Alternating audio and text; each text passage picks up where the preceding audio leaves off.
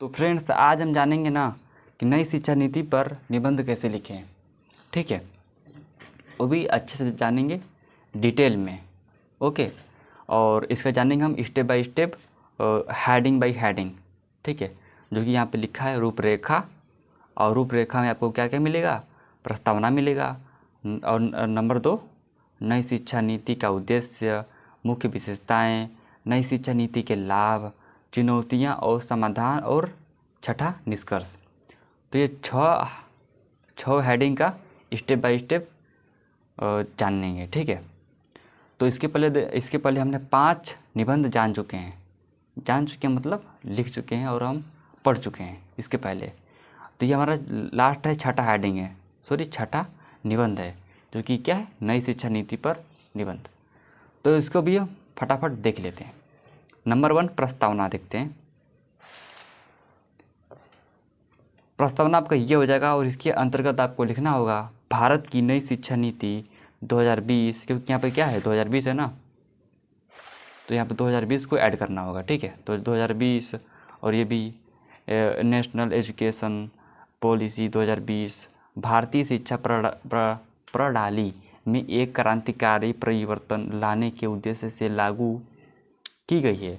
यह नीति शिक्षा को अधिक समावेशी, व्यवहारिक और वैश्विक मानकों के अनुरूप बनाने की दिशा में एक महत्वपूर्ण कदम है।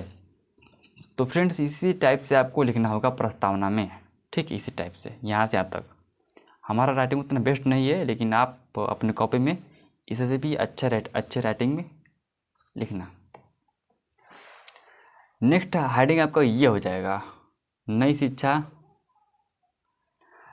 नीति का उद्देश्य, जो कि आप देखो क्या था, यही है ना, नई शिक्षा नीति का उद्देश्य। सेकेंड हेडिंग आपका ये हो जाएगा। ठीक है, ये वाला। तो इसके अंतर्गत आपको ये लिखना होगा यहाँ से यहाँ तक, और इतना लिखने के बाद आगे देखते हैं। तो ये वो वाला हेडिंग आपका यहाँ तक हो जाएगा, यहाँ तक। ठीक है, अब देखते हैं नंबर 3 वाला हेडिंग, ये मुख्य विशेषताएं। देखो, मुख्य विशेषताएं में आपका हो जाएगा, देखो ये आपका हो जाएगा ना मुख्य विशेषताएं, इसको डालना है आपको बीच में। क्यों बीच में इसको हेडिंग डालोगे? हमने यहाँ डाल दिया थोड़ा साइड में, तो साइड में नहीं डालना है, डालना है इसको बीच में, यहाँ से यहाँ तक। क्योंकि इसके अंतर्गत भी हेडिंग बनेंगी, इसीलिए। ठीक है, तो देखो ये आपका हो जाएगा, ये भी इसके हेडिंग ही है, स्कूली शिक्षा में परिवर्तन। ठीक है, और यहाँ देखो नंबर 1, देखो आप नंबर 1 आपका ये हो जाएगा, आप पढ़ लेना। ठीक है, नंबर 2 ये हो जाएगा, नंबर 3 आपका ये हो जाएगा। इस टाइप से लिखना है। अब देखो इसके बाद से इसी हेडिंग में क्या लिखोगे? उच्च शिक्षा। आप चाहो तो यहाँ पे इसका हेडिंग नंबर डाल सकते हो, 1 या 2, इस टाइप से। ठीक है, चलो, ये आपका हो जाएगा। इसके अंतर्गत आपको लिखना है, जो कि पहला ये, दूसरा ये, तीसरा ये, इस टाइप से। ठीक है, आप लिखना है इसको क्रम से 1 2 3 जैसे हमने लिखा है। ठीक है, बस। अब देखो मुख्य विशेषताएं में, जो कि अब आपका हेडिंग तीसरा ही है, मेन वाला हेडिंग देखो यहाँ पे तीसरा ही हेडिंग है आपका। ठीक है, अब इसी हेडिंग में आपका हो जाएगा पहला दुखा, ये आपका हो जाएगा पहला, और सेकेंड आपका ये हो जाएगा व्यावसायिक और तकनीकी शिक्षा। अब इसके अंतर्गत आपको लिखना होगा नंबर 1 आपका ये हो जाएगा। देखो मेरे से मिस्टेक हो चुका है।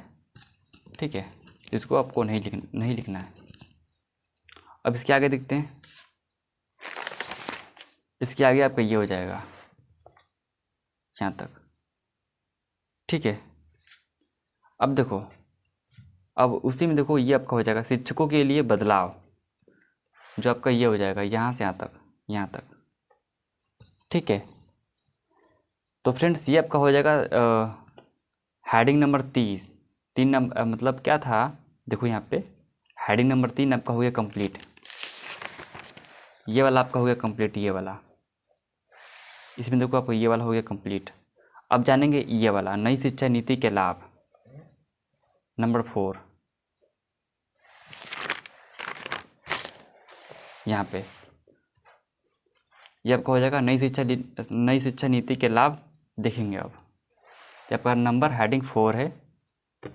चाहो तो यहाँ पर हेडिंग नंबर 4 डाल सकते हो ताकि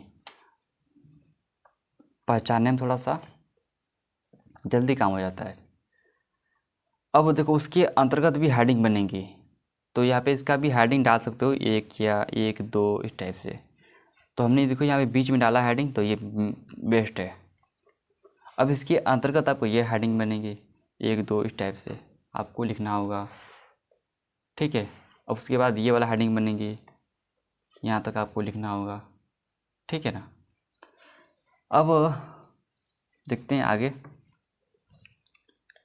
इसी में नई शिक्षा नीति के लाभ में, इसी हेडिंग में आपका हो जाएगा, इसी हेडिंग में। तो पहला हमने ये देखा, आज दूसरा हमने ये देखा ये। अब तीसरा देखते हैं।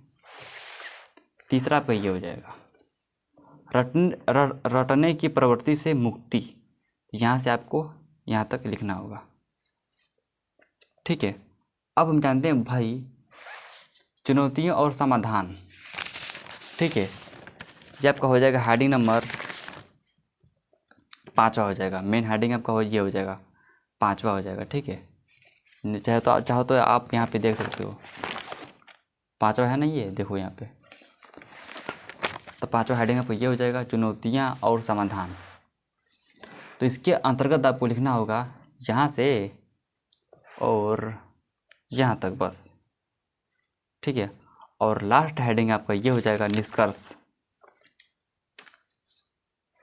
लास्ट हेडिंग आपका ये हो जाएगा निष्कर्ष, जो कि लास्ट हेडिंग नंबर 6 हेडिंग है।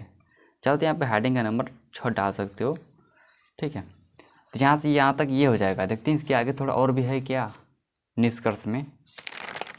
हाँ है, निष्कर्ष में है, थोड़ा और है, देखते हैं ना। तो यहाँ पर ये आपका हो जाए ख़त्म हेडिंग, यहाँ पर निष्कर्ष में यहाँ तक है। तो फ्रेंड्स, इस तरह से हमने नई शिक्षा नीति के नई शिक्षा नीति के ऊपर अगर निबंध आता है तो आपको इसी टाइप से लिखना होगा, तब आपको 9 नंबर मिल जाएंगे, ठीक है। और हमने फ्रेंड्स कम से कम कितना पेज लिखा है जो गिन लूँ। देखो यहाँ पे, देखो नई शिक्षा नीति के लाभ ये है ना। तो 1 पेज आपका ये हो जाएगा, 1 पेज। देखो 2 पेज आपका ये हो जाएगा, तो दूसरा पेज ये है ना, और तीसरा पेज ये है, और चौथा पेज आपका ये है, अब 5वां पेज आपका ये है। तो लगभग हमने भाई 4.5 पेज लिखा है। 5वां पेज है ना ये, तो 5वां पेज में इतना ही केवल हमने लिखा है और इतना सब खाली रह गया। तो मान लो इस तरह से 4.5 पेज हमने लिख दिया है, ठीक है। तो इसी टाइप से आपको भी लिखना होगा, तभी आपको 9 नंबर मिलेंगे। अब हमारा निबंध हो गया ख़त्म, A to Z हमने देख लिया। अब मिलते हैं नेक्स्ट वाले वीडियो में कोई नए टॉपिक के साथ। अगर आपको भी कोई और टॉपिक हो तो बताना, उसको अलग से वीडियो बनाया जाएगा। जय हिंद, जय भारत।